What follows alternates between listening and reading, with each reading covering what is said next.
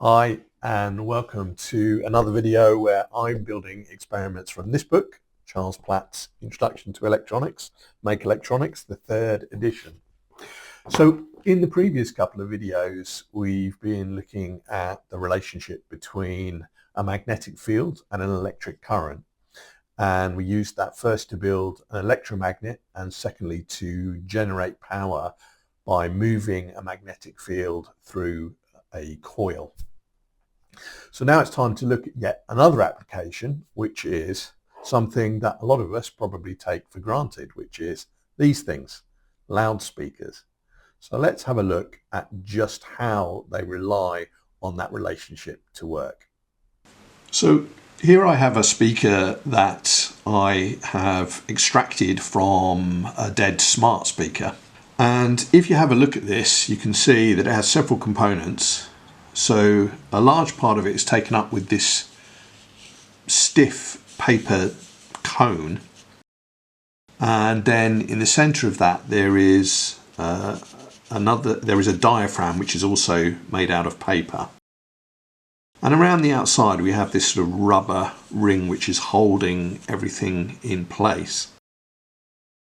And you can also see that we've got these two bumps on the paper cone. And in fact, if I turn it on its side, what you might be able to see is where the wires come in at the back, they come into that cone at about the point that these two bumps are. So maybe in a little while we can find out exactly what those are there for. Now, one thing that you would notice is if you put your finger lightly on the cone and press, you can see that it has the ability to move backwards and forwards. I wouldn't suggest doing this, by the way, with the speaker that you want to keep, because if you exert too much pressure, you can either tear or deform the cone, and then your speaker will sound horrible when you try to use it next. So I'd keep your fingers out of any speaker that's of value to you, and only do this with one that you're happy to lose, or maybe that's already broken. Now, it's this backwards and forwards movement of the cone that creates pressure waves in the air, and those are what your ears detect and interpret as sound. But the big question is, how exactly does the speaker turn an electrical current coming through these wires into that back and forward motion? Now, to find that out, we need to cut into this speaker and explore the insides of it. So I suggest those of you with a nervous disposition look away now.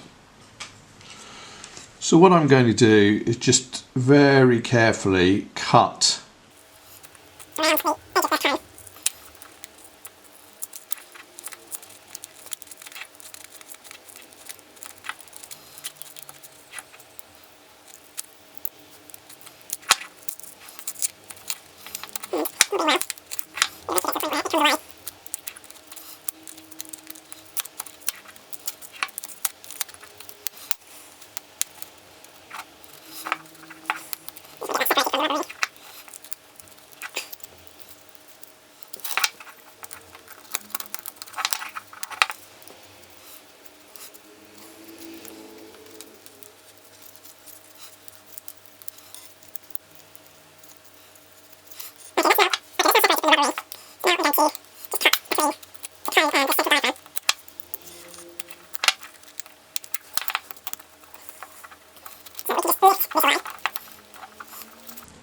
and here you can see where those wires come through, and then they go into this central part.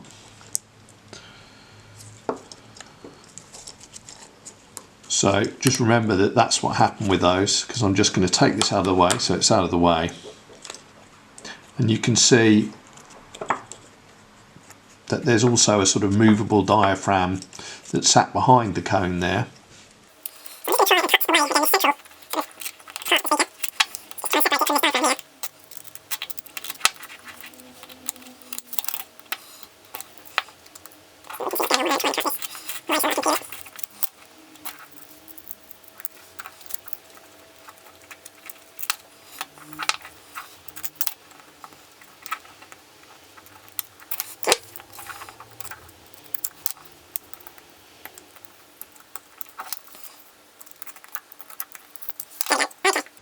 So there it is, and what's actually under this little cap is a coil, a cylindrical coil of very fine magnet wire, and you can see that this base is actually a very large magnet with a slot in it for this coil to fit into.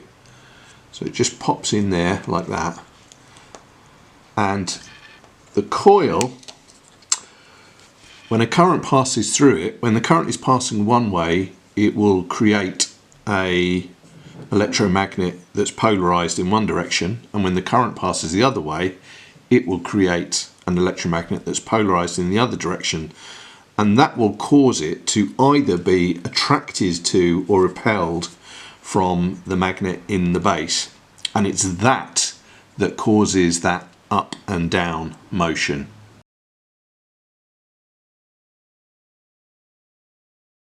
Now, one thing that's interesting about this particular speaker is you'll notice that on the back it has this kind of circular thing.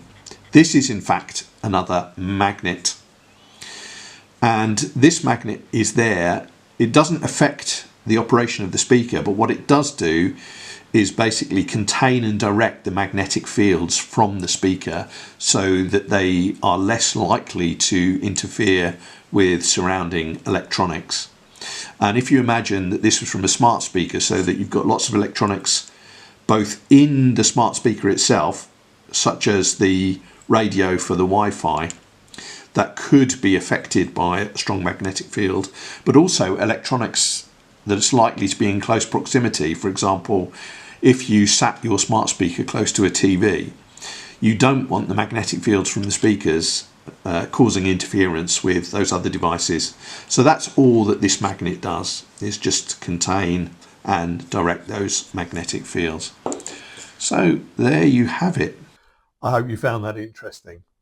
In the next episode, the book continues this exploration by delving a bit deeper into the nature of a coil and its electrical properties.